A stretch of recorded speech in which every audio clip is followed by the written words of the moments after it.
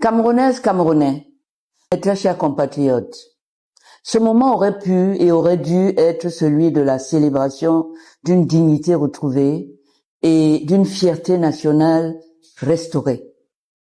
Hélas, la brutalisation de notre espace politique et social, la confiscation du pouvoir et le rétrécissement continu des libertés publiques fondamentales imposent à notre nation une tristesse que même les moments de communion sportive si chers à notre peuple ne parviennent plus à conjurer. Au cours de l'année 2025 qui s'achève, l'appareil d'État, capturé et instrumentalisé par un pouvoir en rupture de légitimité, a été utilisé pour vider le suffrage universel de sa substance et transformer votre vote en simple formalité sans conséquence, pour empêcher l'alternance démocratique et maintenir un système arrivé au terme de sa légitimité, pour enfermer notre jeunesse dans le recours à l'exil, à la débrouille, à l'absence de perspective d'avenir, pour instaurer un climat de peur et de silence favorable à la poursuite de la prédation systématique des ressources collectives, pour vous pousser au découragement et à la résignation en se dressant contre votre volonté d'entrouvrir un horizon d'espoir, de justice et de dignité, clairement exprimé le 12 octobre 2025 en transcendant tous les clivages imposés, géographiques, politiques, ethniques et religieux. Et pourtant, c'est avec une confiance intacte dans notre destin commun que je viens m'adresser à vous avec respect et gravité à l'aune de cette nouvelle année. Votre aspiration au changement n'a pas faibli, malgré la transgression grave des règles républicaines, les arrestations et emprisonnements arbitraires, les crimes politiques, les assassinats et l'intimidation systématique utilisés pour tenter de briser le destin de la nation.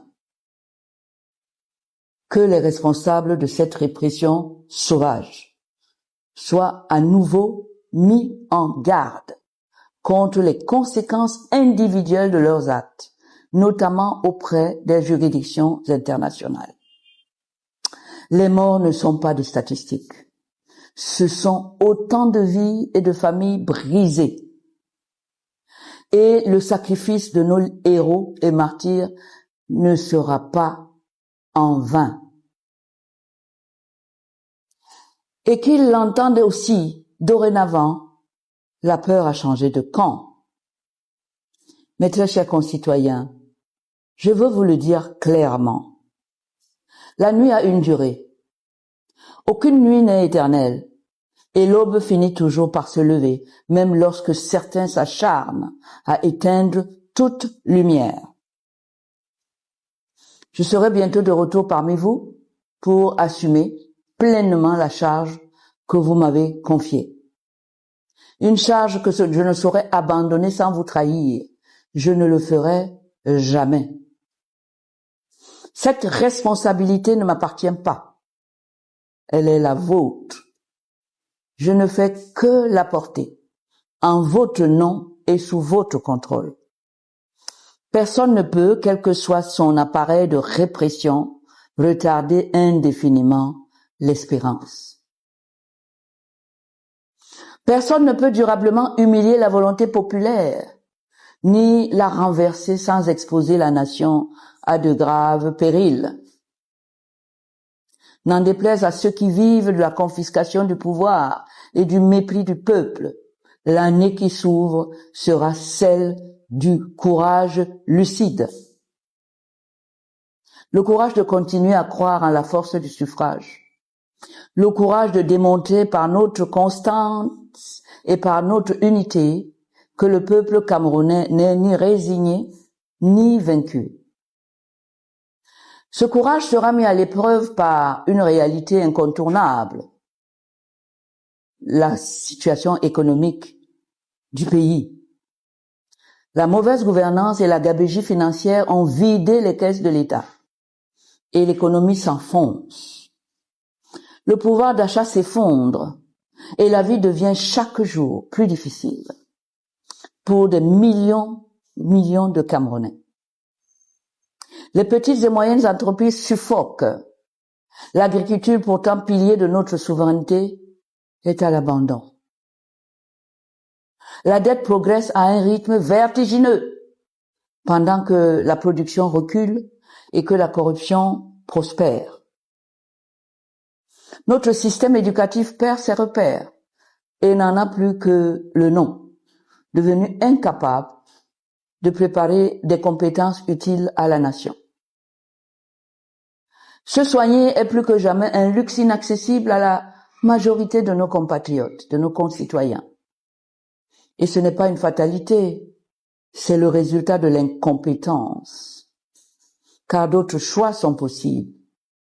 À vous les jeunes de ce pays, de Pitoa à Campo, de Bertois à Idabato, de Kousséri à Fumbot, de Tibati à Kumbo, de Mbankomo à Bomono, d'Okola à Bafia, de Douala à Yaoundé, je réaffirme la mission prioritaire de mon mandat de transition. Vous donner un avenir et œuvrer à une véritable émergence de notre pays.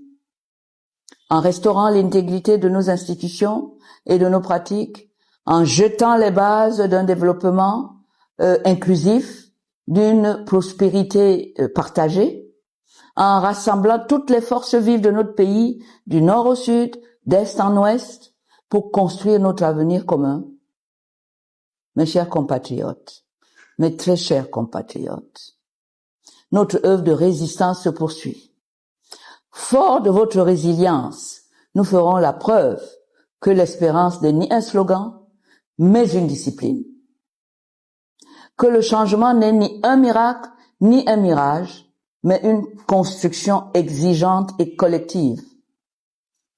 En cette nouvelle année, votre aspiration au changement n'a pas faibli. Je vous rappelle donc, je vous appelle à rester fidèle à ce que vous êtes, un peuple digne et résolu, plus fort que les menaces. Ensemble et unis, nous sommes plus forts que tout. Plus fort que les menaces, plus fort que les violences, plus fort que la résignation, plus fort que les armes, plus fort qu'un clan. Mes chers compatriotes, ce pays est le nôtre, ce pays est le vôtre, il n'appartient à personne d'autre qu'à vous. Il est temps que vous continuiez ce que vous avez commencé le 12 octobre et mettiez fin à cette forfaiture pour que nous puissions démarrer le chantier qui est le nôtre. N'oubliez jamais que vous êtes les seuls détenteurs de la souveraineté. Vous êtes les seuls propriétaires et vous êtes les vrais patrons de ce pays. Les gens pour lesquels vous votez reçoivent de votre part une simple délégation de pouvoir. Ils sont vos employés. Ils sont vos locataires. Pas le contraire. Cette délégation de pouvoir est révocable et vous l'avez révoquée sans la moindre ambiguïté le 12 octobre dernier. Je suis sensible à l'accueil que vous me réservez et j'ai hâte d'être installé dans mes fonctions, dans les locaux que vous avez toujours réservés au président légitime de la République du Cameroun. Nous ne sommes ni une monarchie, ni une autocratie.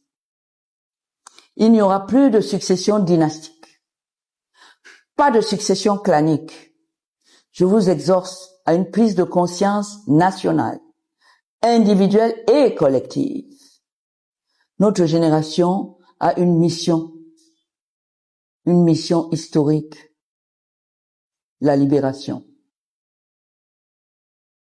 À vous, les femmes camerounaises, je vous renouvelle toute ma gratitude car votre résilience et votre courage maintiennent l'unité de notre pays malgré l'extrême fragilité financière.